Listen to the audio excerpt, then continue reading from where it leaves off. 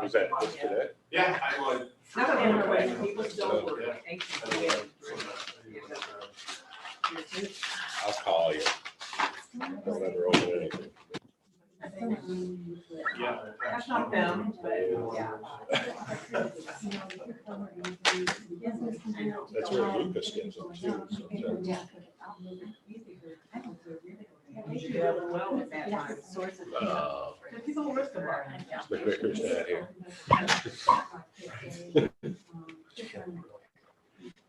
He started down me. Saturday night.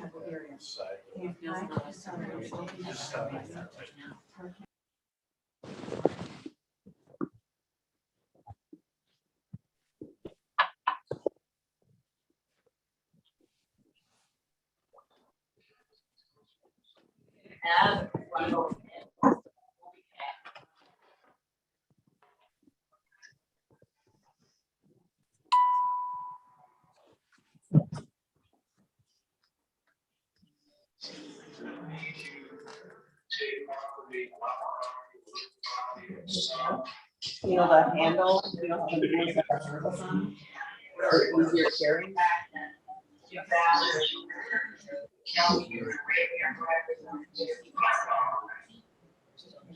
Tusky Sam. That's what they're doing. It's a lot of work, because you really want to start. He probably wants to redesign it himself. Yeah. I got to go to 3 or 4 stores. Make it out of long, straight harvests. Yeah. Let's make it a community project. Yeah, like shake. Yeah, the shaker. I don't know for the night house. I actually bring up bicycle. Ours are very happy. Just cute, Jamie. I was married and Mr. Shin. This is the, we're selling our building downtown, so it should be. Like this little bit. Oh, the consent agenda. I don't Yeah. Yeah. We're done, pulling the plug, failing, What's that mean? Where you gonna work at? not working anymore. How's this going? Networking? Well, I gotta figure out a couple things. Yeah, seriously. Did you? I don't think I. None of us believe Different that. venue, still working. None of us believe that. Oh, yeah. You came to here. Yeah. Being in the house at the same time. Oh, my gosh. That'll add to my entertainment. Keep that Facebook coming, sister. You can just monetize those things happening. Monetize those. You could put them in a Here. great world. Too bad, and cooking, you got a whole way to, you have a lot of revenue streams there. She could do a funky Martha Stewart. All right, everybody, it's 7 o'clock. Let's call this meeting to order. Let's do the pledge. Into the glare. I pledge allegiance to the flag of the United States of America and to the republic for which it stands, one nation, under God, indivisible, with liberty and justice for all. It's okay. If I can hear him, that's okay. All right. You. All right. Nick, could you call the roll? Oh, yeah. Might as well. Just gazing around. Al Dyka. Here. Matt Bogera. Here? Nancy Rondell. Here. John Leo. Here. John Cops. Here. We do have a quorum. Very good. Well, welcome back. Nice to see everyone's smiling face again. A little different tonight. I guess we're going to go right into citizens' comment. If anyone's here to comment, which I don't think anyone is. I have 3 things real quick. Well, Number one, senior parade is May 27th at 6 o'clock, just to let you know, like we did last year. The seniors are gonna have their little parade start down here. The signs were stolen prior to the last council meeting the same day. We have found that suspect and we're working on trying to mediate it, so just to let everybody know.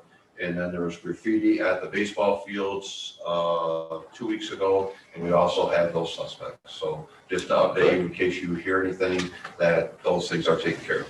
So thank you. Good man. good. Excellent job.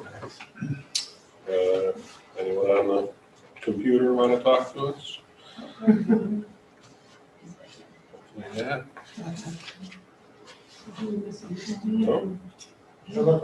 Perfect.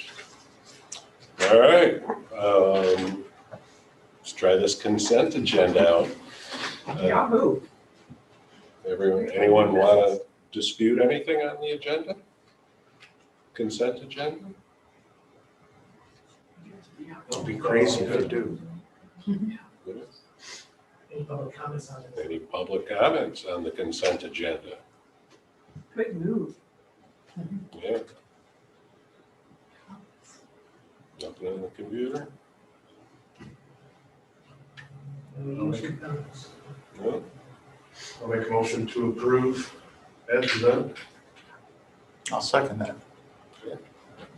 Since we're killing off 6 things here, I'll do a roll call. John Cups, Yes. Nancy Rondell, Yes. Al Dyke, Yes. Matt Bagheera, Yes? and John Leo. Yes. Motion carried. That's fast. Yeah. Okay, the first item, in the discussion section is Ron Marshall of Citizens Climate Lobby. He contacted me, said he wanted to make a little presentation to council on initiatives that they're working on. I conferred with the mayor and says, okay, let's put it on the agenda. We have a light agenda, so we'll hear a 10-15 minute presentation from Ron Marshall, and he is on Zoom.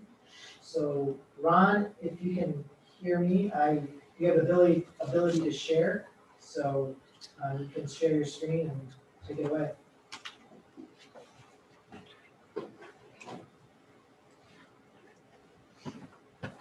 Ron? Yes, okay. I hit the share button, but nothing happened. Okay,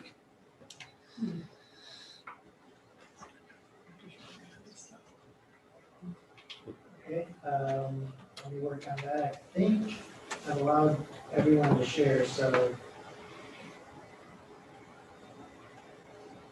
You've got his video turned off on the.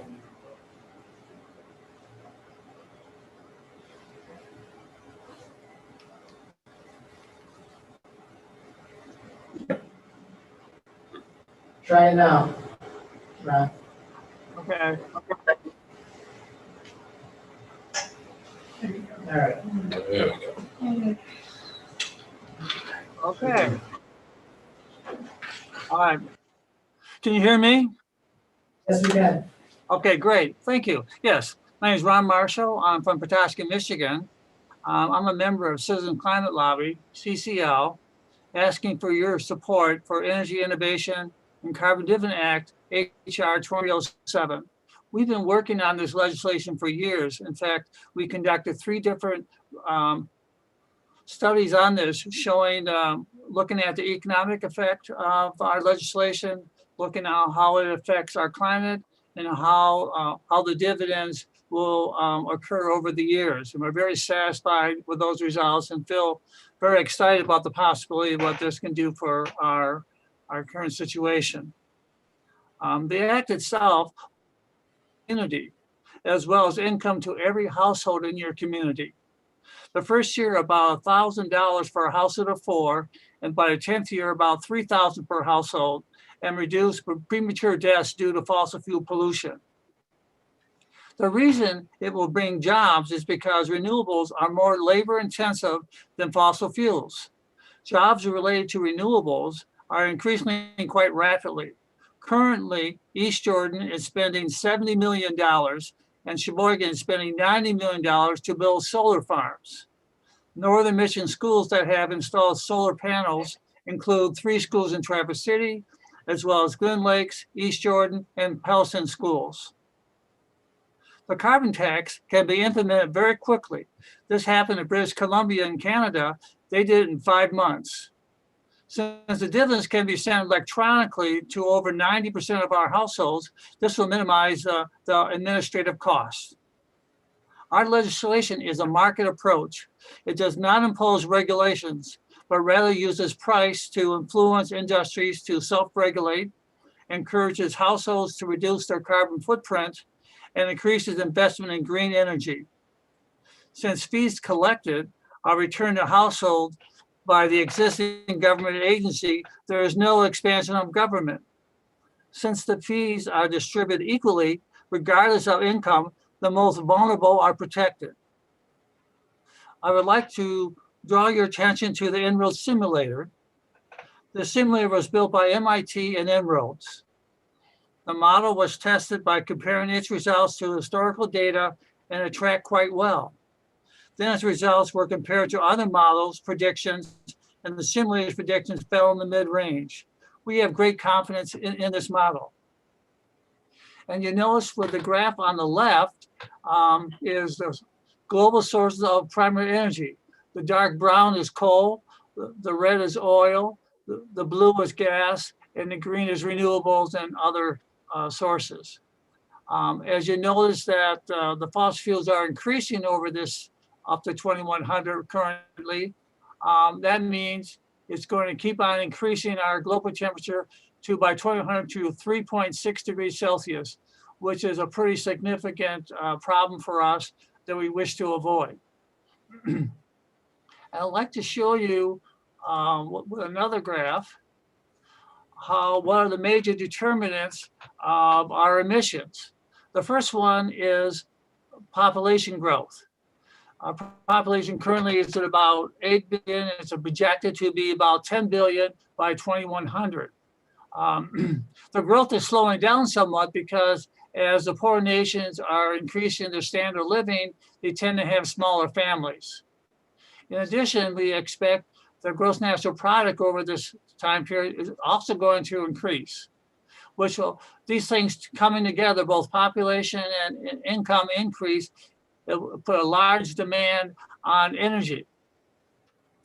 At the same time, we see occurring throughout the century a decrease in energy intensity.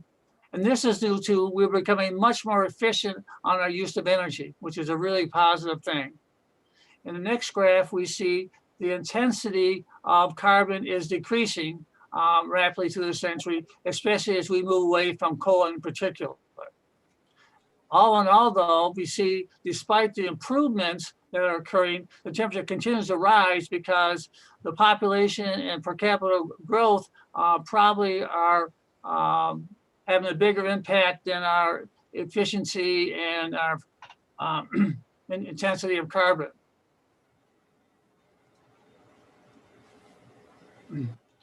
So what we need to do, and I believe our legislation does that, is that we need legislation that will incentivize industry to shift away from fossil fuel burning towards clean, green global economy. Since all of us have an environmental carbon footprint, increasing the cost of such products will influence us to change our lifestyle. This approach will stabilize the climate by decarbonization of our economy and the use of technology to capture and sequester carbon. So let's take a look at this. Now, most of us have seen ads on TV, wherever else, that the electric car is really coming out and making great inroads and production. All the major car makers are doing it. They're competing with each other. And here, our present administration wants to put all kinds of electric chargers throughout our country and so forth. Well, let's just take a look at that, what that means. We'll go under transportation for electrification. Well, let's increase that globally and see what happens. Before I do that, think in your head what effect that will have on the temperature. Will it be a big change, a little change, whatever? Just keep that. I'm not going to ask you to turn yourself in, but just think about that. So now we're going to increase it and see what happens. Now, you might be surprised at that. You say, well, only that? All that? You know, well, look at the primary sources of energy and see what's happening. Notice the blue is decreasing, which is gas, which makes sense. But look at the bottom. Look what's happening to coal. Coal is increasing. And the reason for that is a lot of electricity is produced by coal. So that presents a problem. So let's look at something else. How about we look at renewables? Well, let's really subsidize and increase renewables and see what happens there. The same thing. It's not a big change because the old infrastructure stays in place until it's time to retire. Well, it takes 25 or so years for those structures to retire. So in the meantime, it really blocks out renewables from taking its place until their time to retire. So that's a huge problem too. So let's look at the approach that we're talking about, putting a price on carbon. And look at that, almost a full degree drop in temperature simply by putting a price on carbon. But in addition, our legislation talks about a rapid increase in technology. And it goes down even further. And of course, with all this stuff, people are going, factories and individuals are going to get away from using fossil fuel products. So it'll be a huge increase in energy efficiency. Electrification of our transportation system is going to occur. Our buildings and industry, they become much more efficient in electrification of that system. And we keep moving down there. In addition, because we are replacing gas in particular, there's going to be, and through fracking, there's a leakage of methane to our atmosphere, a pretty significant amount. By simply reducing that, we get to the magic number of 1.5. And that's the goal we want to achieve. That's going to protect us from the worst consequences of climate change. And if you look at 2050, we went from 51 billion tons of CO2 emissions down to about 8 billion tons. And we believe at that level, the amount of energy, carbon that we're emitting versus the amount of carbon that goes into the oceans or into soil, into trees, will equal each other. So it'll be net zero. And that's our goal for 2050. So we believe that decarbonizing the grid is essential. Simply just electrifying cars without decarbonizing our grid is not very effective. And so it points to a very positive thing for us. And so here's the really good news about the whole thing.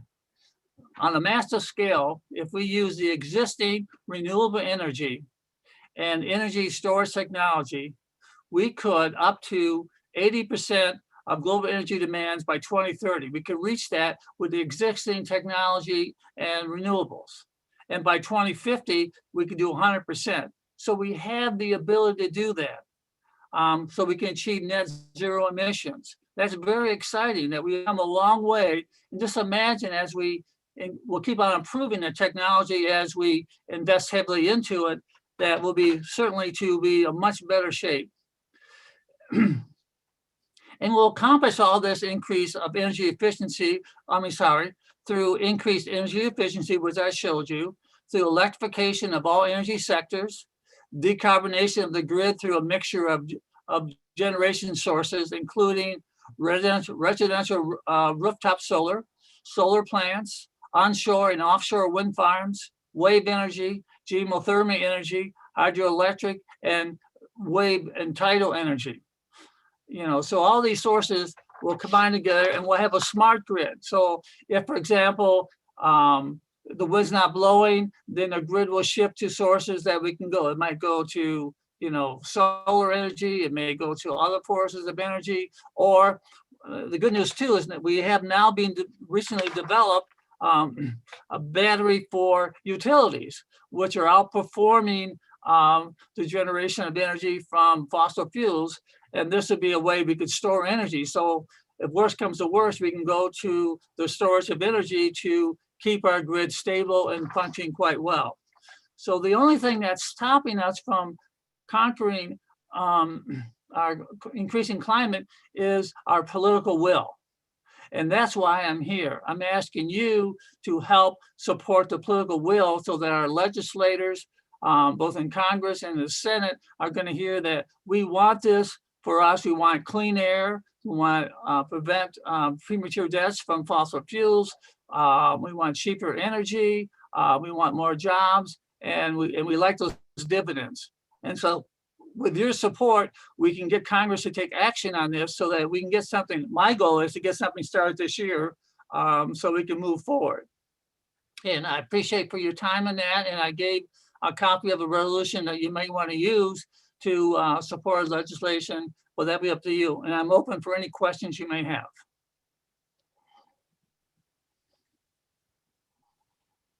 Thank you, Ron. And I see a button on there, Ron, for forestation. I'm sorry. There was a button on the program for reforestation. Yes. How does that change things? Well, Or like reduce- reforestation will do about 1/10 of a degree on that. It's something we'll probably do, but it's probably not the most, and we'll probably do that, but it's not going to be the big thing like putting a price in carbon or other things. But it would do that. It'll do some improvement, which is great. And so anything we do to take carbon out of the atmosphere is a good thing. I agree with that, but it's not as great as we hoped. Thank you. You're welcome. So Ron, what does the bill do, actually? I'm sorry. What does the bill do with regards to carbon pricing? I'm not understanding. I can't hear you quite well for some The reason. legislation that Citizens Climate Lobby is proposing, what does it do? Well, it puts the price in carbon. It starts off the first year, it'll be a $15 per ton of carbon emissions. And then the following years, it adds $10 more. It keeps on increasing all the way up until it's no longer needed. If $10 every year is not enough, it can switch to 15, but we believe that 10 should work out quite well. So it'll keep outbilling the price, and that's nice for investors, that they can see where things are going. And as a consumer, I think, well, I better buy this stuff now than later because it's going to be more expensive to avoid those extra costs. So it's progressively increasing. It's done slowly, but progressively. Thank you. You're We did welcome. get one public comment by email for this. It's from Valerie Hosey, saying that the carbon tax and dividend proposal has legitimate pros and cons. There are advantages and disadvantages. This approach may or may not be effective. I suggest that you should have an additional guest speaker that would help city council and taxpayers better understand the very important opposing view of this topic for the taxpayers. That's just another. Ron did say, I did forward council members a template of the resolution. I didn't have enough time today to look through that resolution to see if it was recommended to you guys to approve or not, but we did forward actually. Is this something, I guess, is this something that you want to signal some sort of support, or you want to think about it?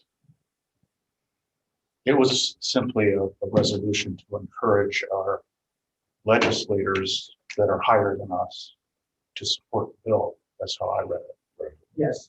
Yes.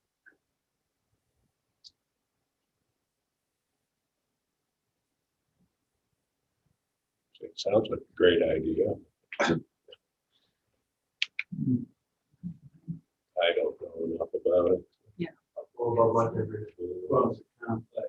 Yes. And I agree with the comment. There's always more than one side to the issue. So perhaps hearing the counter, if there is someone that doesn't hear a counterpoint to why this might work against the intent objective, would be really useful.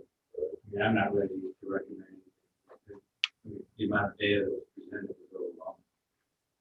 The buttons moved and the graphs changed, but I can't follow the logic. Right. Like you said, sound. Yeah, really good. Sounds good. I think it warrants some looking into. I mean, I Yeah. agree with what you guys are saying, that I'm interested in, it's a great idea, but I guess I can't say yay or nay without spending a lot more time looking at it. Great topic. I could do some more research and not a whole lot, obviously, it won't take too much time, but see what the pros and cons are. We'll study, bring it to council, and then it would just be like Alan, that council member that can mention resolution to encourage Congress to act. Necessarily, we would have to commit ourselves to any kind of carbon price locally. I would just want to make sure that what we're recommending they consider is actually what we consider. Right. We could all do some research. I'm sure there's plenty of information. Yeah. All right, thanks, Ron. Thank you, Ron. Thank you. Thank you. All right, if you need me to come back to consider the resolution, I'd be more than willing to do that. And thank you again for giving me the time to talk to you. Thank you, Ron. All righty. All right, let's move on to discussion item B, Marina Park Harbor East Administrative Ordinance. This should be pretty simple. We drafted an ordinance based on council's recommendation of moving the Harbor East area to the grass, not the parking spot, but the grass. Our ordinance essentially allows 3 food carts or structures that are not motorized to operate at a time. Doesn't mean we can have only 3 operate throughout the summer, but only 3 at one time operate. And our proposal was this would be an administrative ordinance that would last through November 1st. And if council thinks it's something we want to do on a more permanent basis, then we can make a permanent change to our code. Or if we felt like it didn't work out, we can readjust what we did.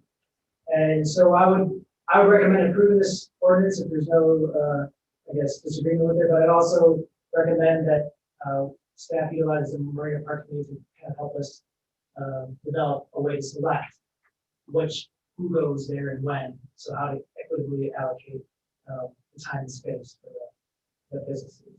And that's kind of written into the ordinance as well. Chairman Jim Rayburn wrote that in section 3, city staff shall equitably allocate space and time, which just help us if we get the Marina Park Committee's viewpoints on that. The Marina Park Committee is willing and able to do. I think, yeah, and Margaret.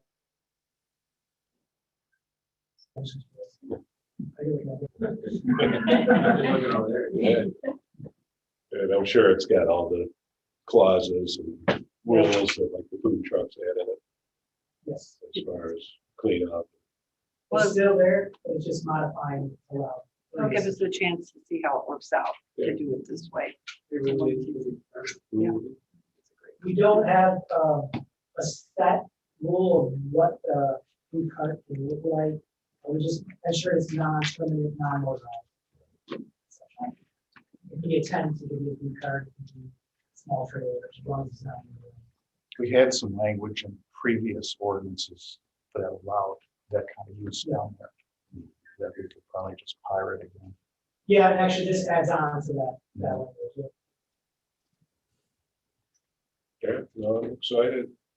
I'm excited enough, I'll make a motion that we approve the. There it is. Roll call.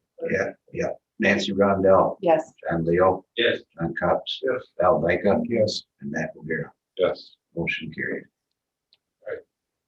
All right, item 3C, 4th of July fireworks and parade. So this is kind of been hectic because the CDC and state guidelines and rules have been changing seems like on a daily basis. I wrote this on Friday. The state updated their guidance on May 15th.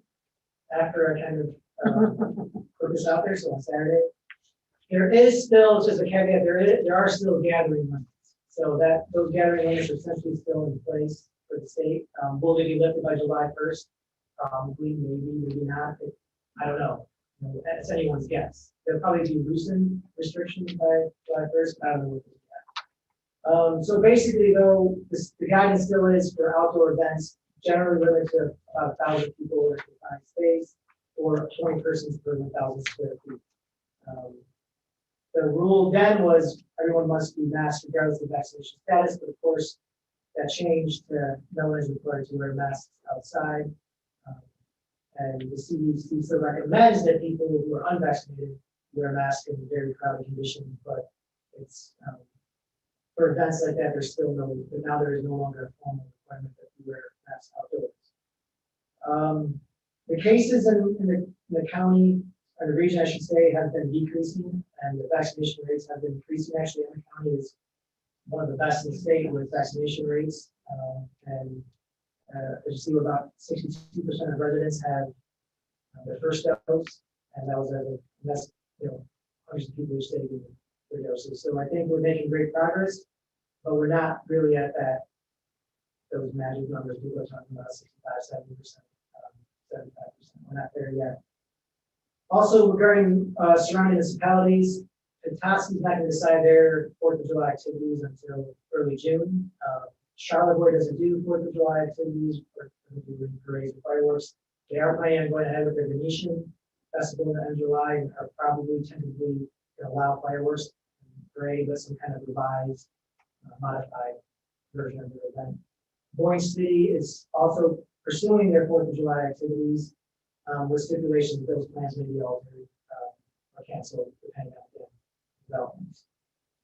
In my mind, I think the fireworks and the parade are two significantly different events. The parade has a designated route, which actually forces people to go to certain streets and sidewalks. It's not, watch the parade from anywhere. You're actually asking people to come to this sidewalk to watch the parade go down. And it'd be really hard to monitor and enforce any kind of,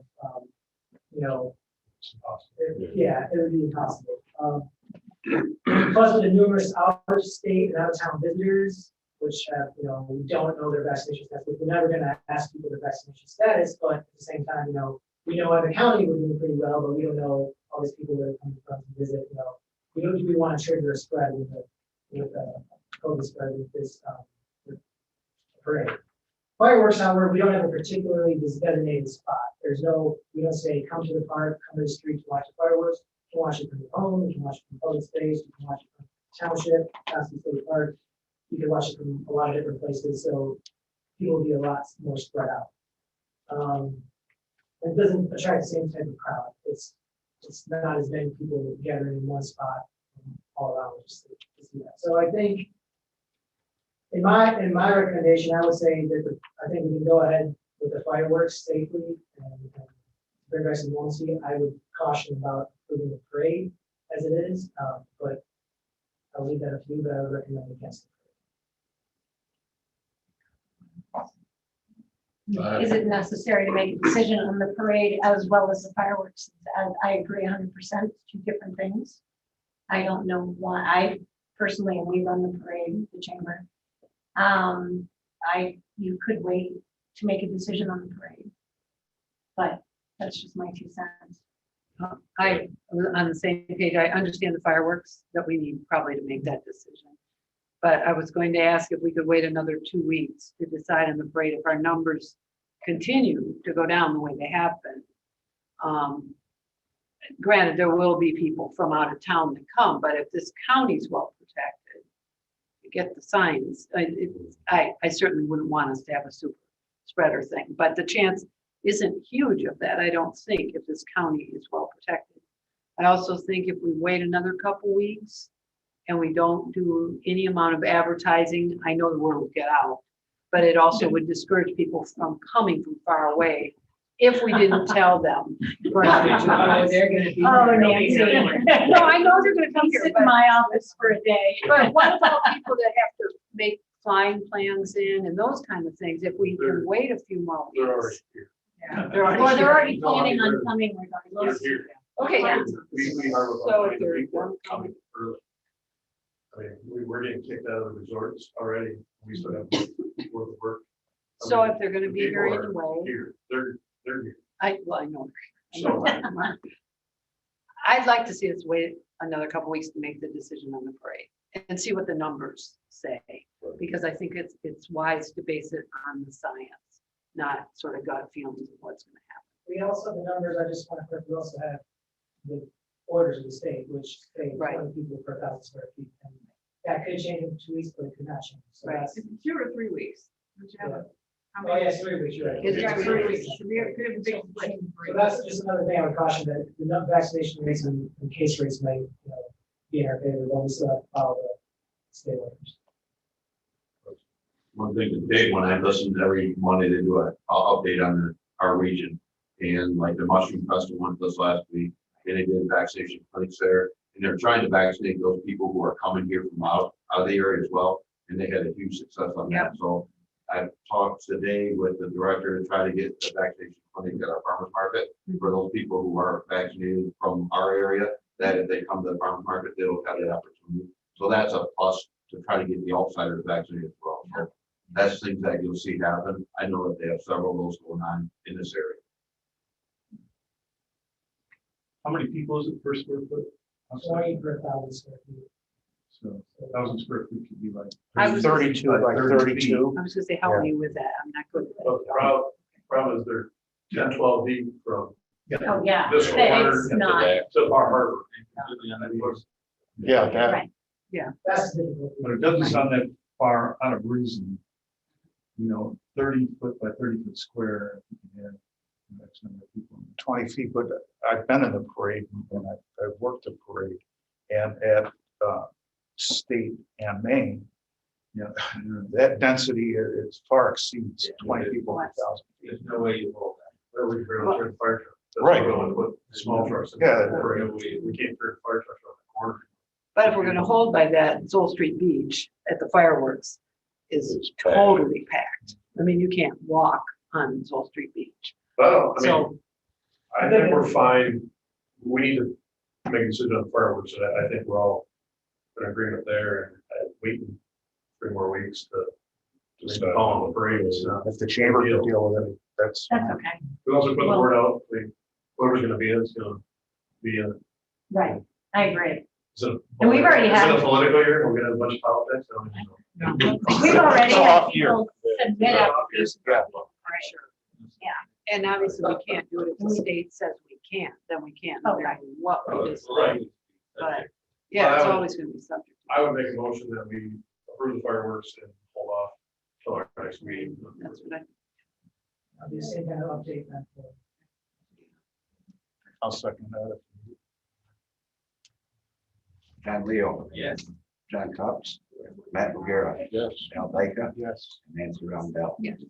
Motion carried to approve the fireworks and postpone a decision on the parade until next meeting. June 7th. Get to work, Kathy. Tomorrow morning. Thank you for your hard work. Yeah. We'll all be hitting you up for contributions. All right, the final item for discussion items is 3D. I know it's been a while since D is the final item. Yes, thank you. Oh, boy.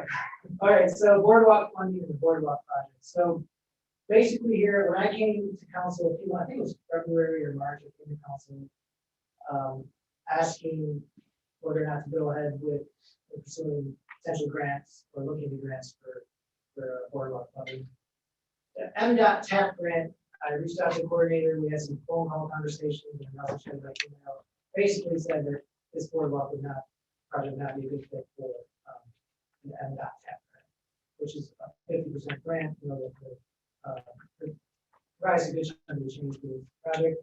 One of the reasons they said was A, it's not historic in their definition of historic, and B, they tend to focus, project winners tend to be those that focus on complete streets, which is pedestrian and bicycle. So that's where their focus is. I had a couple conversations with some DNR grant coordinators, and again, they couldn't find quite the DNR grant that this would be easy. We could always try to apply, but based on that conversation, looks like we would probably rank in the low category. So that's basically saying that right now grants are not a good option. I mean, we can continue exploring them, but it'll just keep on delaying of what we do. The project's costs have increased.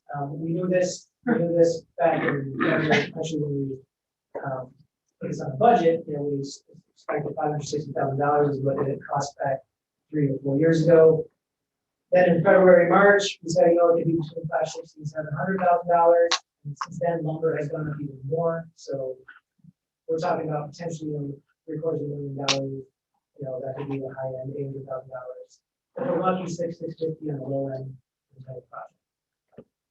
That kind of project would take, I did some calculations there, would hit our general fund balance between a quarter and a third. It would take it down, between $500,000 and $750,000, which would take it down from $2.2 million, where we're projected it will end this year, down to $1.7 million, which brings it down to below the recommended 6-month reserve fund that we need. Right now, we have about 9 months, which is good.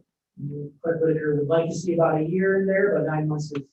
We fluctuated between 9 months and a year for the last 15, 20 years, so that's comfortable for me. Yeah, it's just comfortable. Yeah, going down below 6 months would be kind of hard to digest. If we had an emergency or more urgent, but I'm not saying more urgent, this emergent project, but more projects with more, I guess, severe consequences. We don't go by state mandated projects or FEMA mandated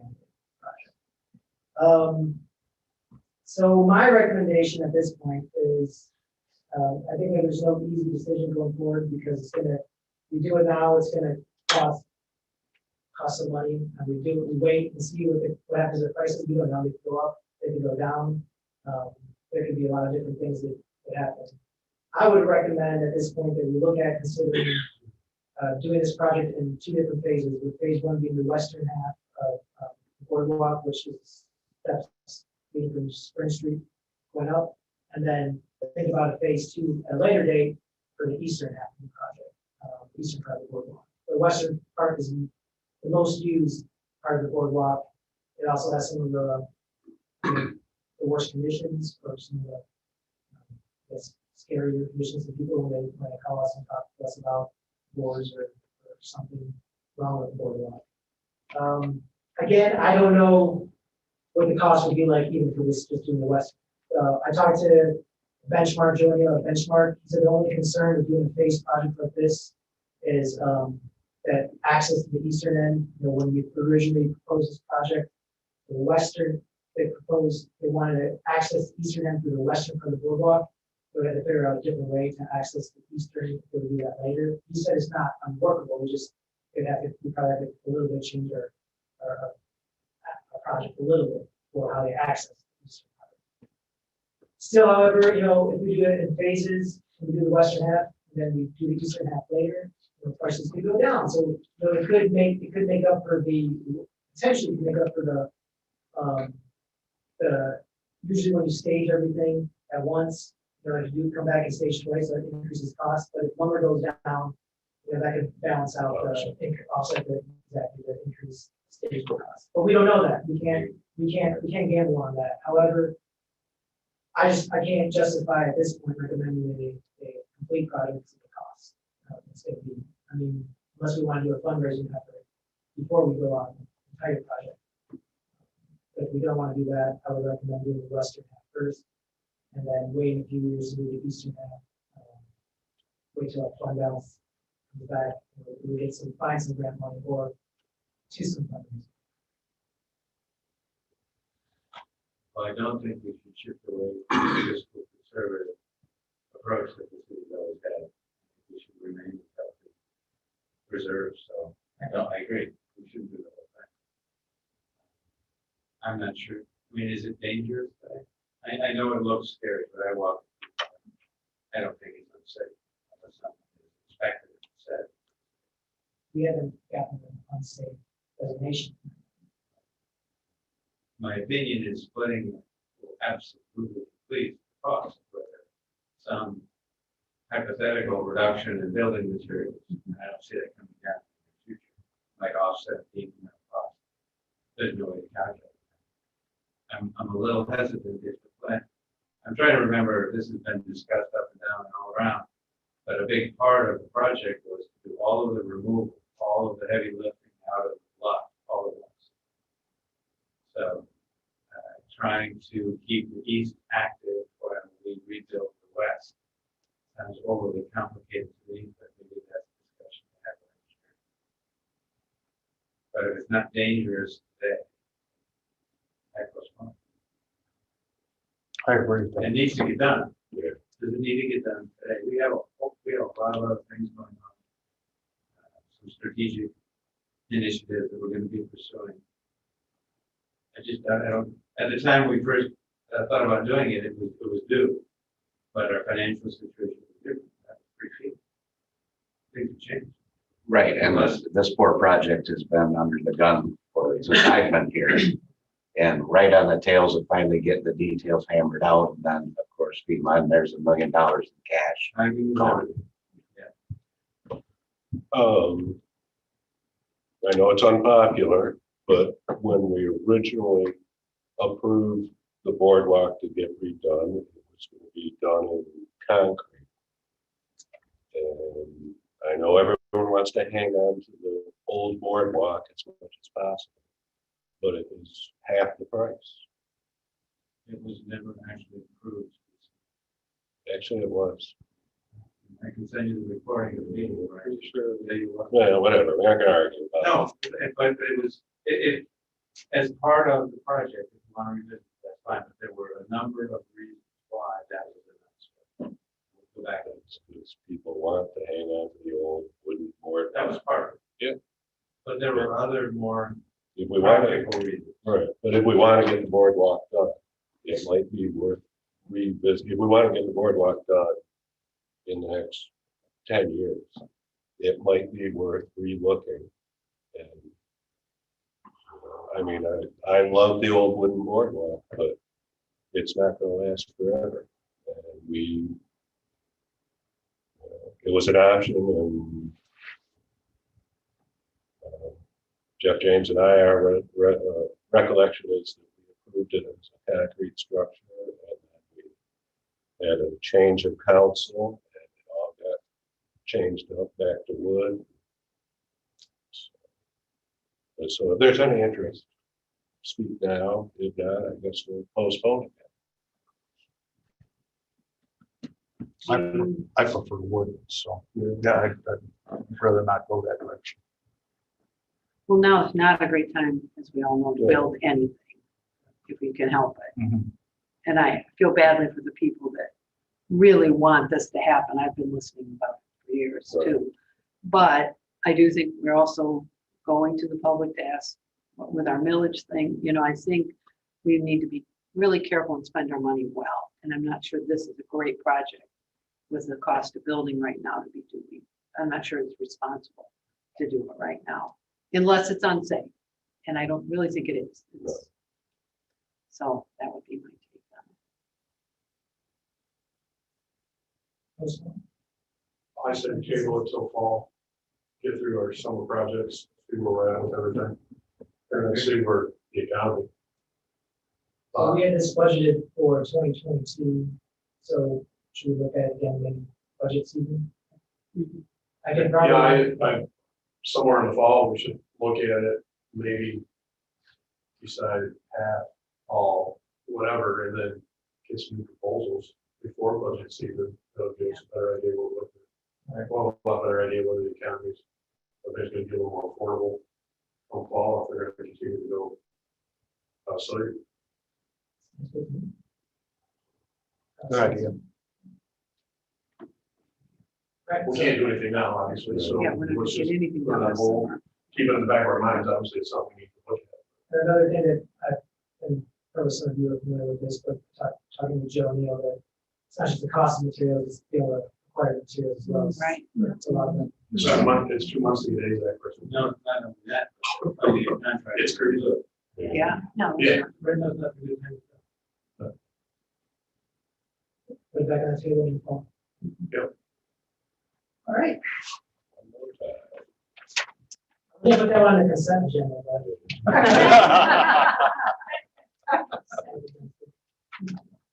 All right, city manager report, I have a few more updates, more than normal, just some stuff to follow up on. So the hedges here at separating Jean Green Park and the driveway to Pennsylvania Avenue, that kind of blocks that dirt parking lot. Those hedges are essentially dead and dying, and that's what there's a mouse infestation. And so we're taking those out, but we do have concerns without getting any complaints from the neighbors. We do have concerns that once we remove that hedge, you know, people who are living here are gonna be staring at the dirt parking lot. We feel like that's the reason why we put that there in the first place.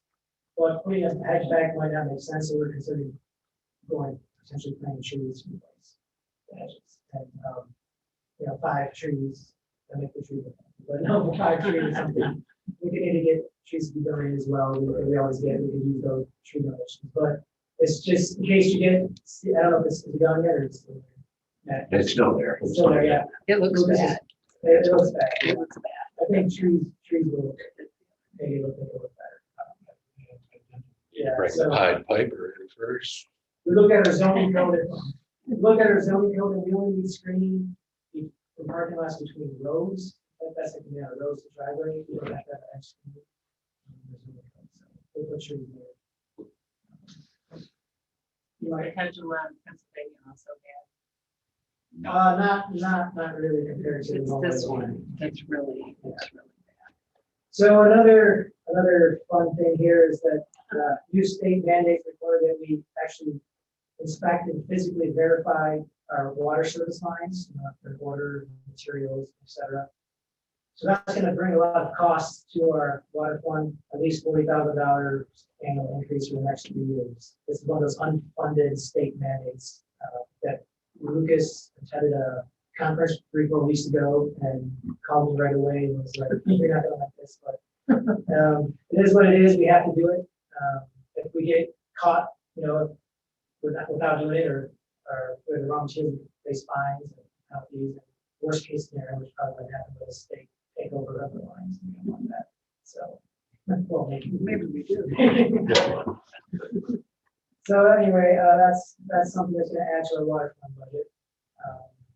As a service line, you talk about the main line, not the line. correct? No lines To the houses. to the To the house. house. Access to the road. There's a certain percentage that have to be verified, pictured, camera, whatever. And for us to verify the percentage they want, it's hundreds and hundreds and hundreds. Yeah. So you figure $1,500 a service line to take it up, Catch up the roads. several $100,000 in the next few years. What are they looking, Dig it up. what are they looking for? I'm sorry. Yeah, they want Lead? somehow visual confirmation from what I could gather from Lucas. So not only will it be that, there'll be potentially holes in the road, sidewalks, depends on where we can get at that line. So it's a potential big deal. Do they provide any type of guidance? How do you choose that? There's a calculation or something. They provide guidance. Lucas has got some guidance on it, but As far as which ones we do. Did we do any of that investigation when we rebuilt the water system a few years ago? No, it's they've been, materials. as we go through the water system section by section, if it needs it, then that's documented with benchmark of, what's here, what's there, what we tied in. But there's still half a mile or mile that are, some of them are 50 to 60, 70 years old, so. I can see where they're coming from with the request, but just all at once on a small system like this, that's a financial burden. But that's the state. And this is something that DPW. Yeah, well, usually your contractual services, we have a line for contractual services. Nothing to vote on, but it's, it'll come up in budget time. We'll see that in the water. We have to think a little bit more creatively when it comes to budgeting projects that we've had planned to see how we increase the cost of that. Benches, tables, and umbrellas from Marina Park have been ordered and should arrive, they said 6 to 8 weeks from last week, so hopefully by early July. Hopefully there's no back orders with this market again. We had a resident volunteer to help monitor spillway to collect data for rain events, and that's because the state has said they're still not sure about letting us use that as a bike path. And the council has said, let's continue looking into it. So residents volunteered to monitor rain levels there, so that's really helpful. We have advertised for the Parks and Recreation Director position. We currently have Doug Rosh, about 18 applicants, so some strong applications. The deadline is June 1st, so we'll move them up there. Solar Winds, our contractor begun the Ford Park solar installation, and it's there you have about having been done. It's looking pretty good. Skate building should hopefully start this week or early next week. And the fence for the pickleball courts has been installed, and now we're just waiting on the paper. So, and then those projects, Third Street and Bay Street, we're also waiting. So they're essentially done. And then we had I've had a few meetings, as you see them there. The Planning Commission finished the review of the master plan goals and objective section, and then they decided which section they want to narrow in on, especially housing, I believe, short-term rentals, things like that are some topics they want to have more public feedback on and more in-depth discussion. But in the meantime, planning staff will start drafting the master plan draft concurrently as the planning commission looks at these specific details. So the DEA met and discussed their future goals and plans, which included looking into improvements at Merchants Walkway, as well as the return of the Fall Food Festival. Right? So that'll be nice. Then again, as you can see, a bunch of MVP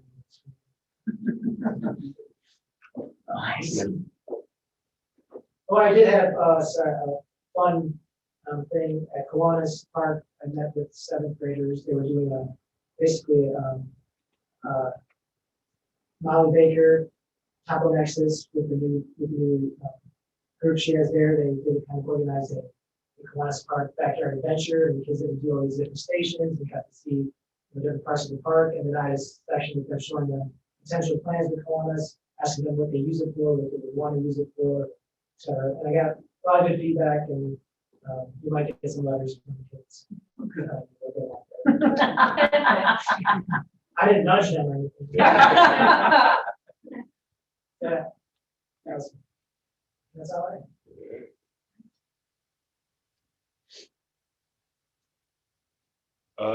Actually, I do have a board and commission. Our man on the Lakeview Cemetery Authority. His name is Bob. Yeah. I ran into him at the coffee shop the other day, and he said his term had expired in April, but he'd like to be reappointed, so. That's Bob's man. Man of the. Not on my board commission, but Yeah. He does a great job. Yeah. Yes. Reappointed. And other than that, any new or old business? Not for me. I have something I'd like to bring up, since this is like way too short. Actually, I'd like to ask to have something on one of the June agendas if we can. I'd really like for the council to have a discussion about the private use on our public lands. We've touched on that on the events. It's come up several times recently with the usage. It's mostly at Fort Park, but also some others. And it was brought up at the last planning commission meeting. They talked about it a little bit. And rather than just reacting to people's requests, I think it would be really good if we could have some discussion about parameters that we might use when we're deciding whether we're going to allow private use on our public land. I think that might be a good thing for us to think about. And dovetailing into that, I think at one point it was either at Harbor Commission or here, we talked about wanting some data from the private use down at Ford Park this summer, like how many launches Irish's did and Wellstrom's did and the charters, and maybe how many times, how long the barge is in there and how many times. I think it was Harbor Commission. When the Harbor Commission was having a detailed Well, we talked discussion about the fees, yeah. It came up that we didn't know. We don't have any data for that.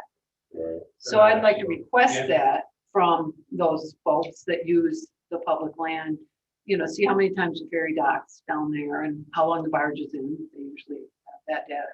But also how many launches are private use of that launch ramp. I think that data would be good for us to have, to know for a variety of reasons. You're talking about Irish. Irish Wellstrom Walstroms. and charters. I think there's some charters and Outfitter puts kayaks in, right? Down there. Yeah, they probably- Private or commercial, everyone technically has a private boat launches, so you mean commercial. I mean, commercial use, sorry, yeah, I'm sorry, that was confusing, yeah. Commercial use of our public land. Can we do that with a camera? And rather than hire Just like somebody to, yeah, mount a building to the Irish or a Well, camera. when we discussed at the Harbor Commission, these companies don't keep records. Yeah, they charge every time you put a boat in. The So request is that we put together a formatted report to the city about what your activity is using Right. facilities. Because I'm sure they charge every time they launch a boat. It's just a matter of how many times does that, boat come down the hill, get put on the launch ramp, how much use there is. Put it on the June 7th meeting, to have this discussion. Yes, yeah, one of the June meetings would be great. I just think it's something we need to be a little proactive about rather than just responding to individual folks that come and ask. Definitely. Thank you. Consent agenda. I'll stop. This could be a really, That's all I have. Thanks. Well, that's it. We're adjourned. Nice job. That kind of agenda works. No, no, no.